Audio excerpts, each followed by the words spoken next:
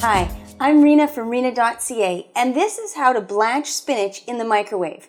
You can blanch spinach in your frying pan or in a pot of boiling water, but you can also use your microwave, and it's very easy. All you do is take your spinach and put it into a bowl, a microwave safe bowl. And when I looked at my bowl, it said on the bottom that it is microwave safe. Then add enough water to cover your spinach.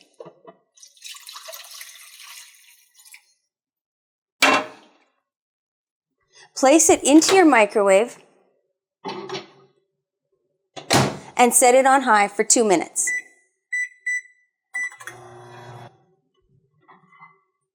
After 2 minutes, take your spinach out and drain it in your strainer.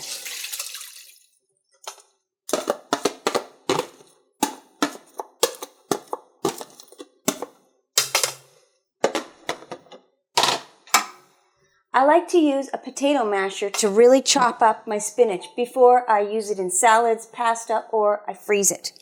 One other tip, you can always take your spinach after you've cooked it and soak it in ice cold water. This will lock in the color and the flavor.